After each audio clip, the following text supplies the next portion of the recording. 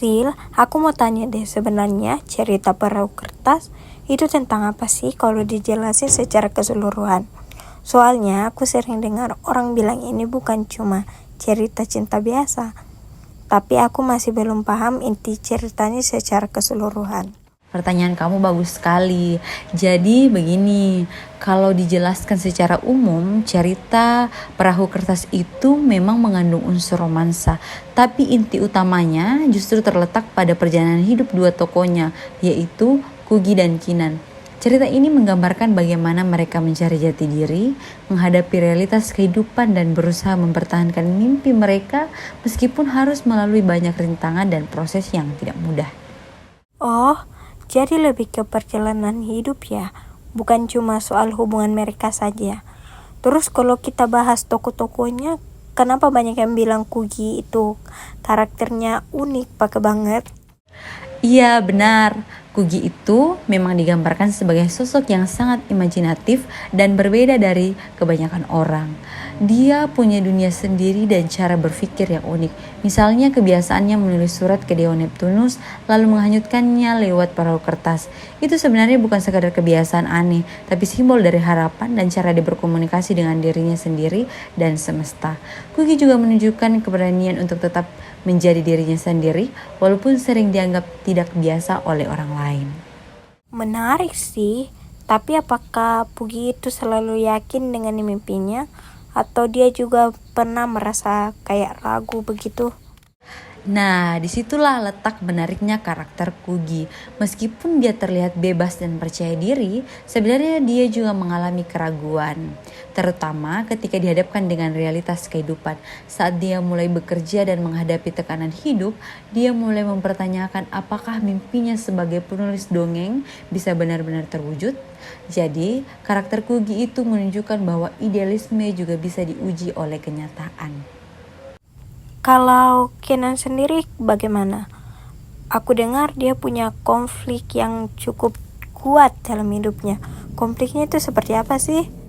Betul, Kinan itu memiliki konflik batin yang cukup kompleks. Dia punya bakat besar di bidang seni lukis, tapi hidupnya seperti diarahkan oleh keluarganya untuk mengikuti jalur yang berbeda. Dia berada dalam posisi dilema antara mengikuti passionnya atau memenuhi ekspektasi keluarganya. Ini yang membuat karakternya terasa sangat realistis, karena kebanyakan orang, termasuk mahasiswa, mengalami hal serupa dalam hidup mereka. Iya sih, itu relate banget. Banyak juga yang menjalani sesuatu bukan karena pilihannya sendiri. Terus, bagaimana hubungan antara Kugi dan Kenan ini sendiri berkembang? Hubungan mereka dimulai dari pertemuan yang sederhana dan tidak direncanakan. Bahkan awalnya cenderung canggung dan biasa saja. Namun, seiring waktu, mereka mulai saling mengenal dan merasa nyaman satu sama lain karena memiliki cara pandang yang mirip. Hubungan mereka berkembang secara perlahan, tidak instan, dan itu yang membuatnya terasa lebih alami dan realistis. Tapi, kenapa mereka tidak langsung bersama saja? Kenapa harus melalui proses perpisahan dulu?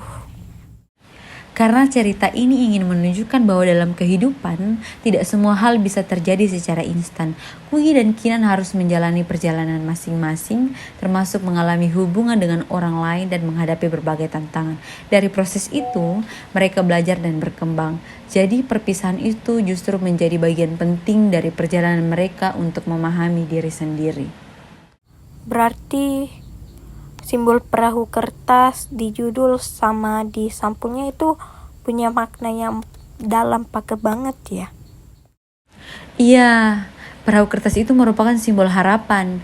Ketika Kugi menghanyutkan perahu kertas itu, menggambarkan bagaimana seseorang melepaskan harapan ke dunia tanpa mengetahui hasil akhirnya. Namun tetap dilakukan dengan keyakinan. Simbol ini sangat relevan dengan kehidupan kita, di mana kita sering memiliki harapan tanpa kepastian. Kalau dilihat dari sudut pandang kita nih sebagai mahasiswa, menurut kamu pelajaran apa yang bisa diambil dari cerita ini? Menurutku, pelajaran utamanya adalah pentingnya mengenal diri sendiri dan berani memperjuangkan apa yang kita inginkan. Selain itu, cerita ini juga mengajarkan kita untuk percaya pada proses, karena tidak semua hal bisa kita capai dengan cepat. Kegagalan dan kebingungan yang dialami tokoh-tokohnya justru menjadi bagian dari proses menuju kedewasaan. Iya, aku juga setuju banget sama apa yang kamu bilang. Kadang kita memang perlu waktu untuk benar-benar memahami arah hidup kita ke depannya. Terus kalau soal endingnya, menurut kamu apakah itu memakna atau bermakna banget untuk kamu atau gimana?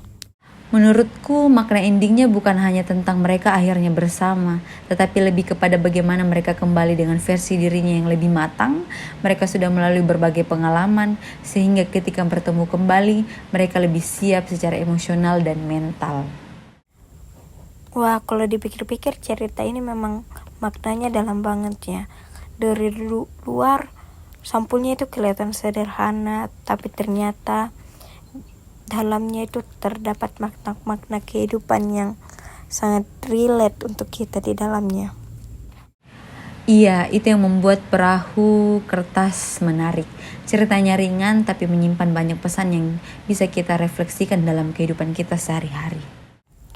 Kalau kamu disuruh menyimpulkan dalam satu kalimat, apa sih pesan utama dari cerita Perahu Kertas ini?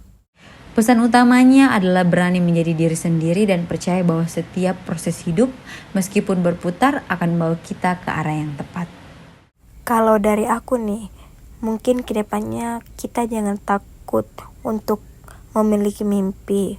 Walau mimpi kita terlihat sederhana atau tidak biasa di mata orang lain, kita jangan takut. Iya, dan itu sesuai dengan simbol perahu kertas kecil, sederhana tetapi penuh harapan.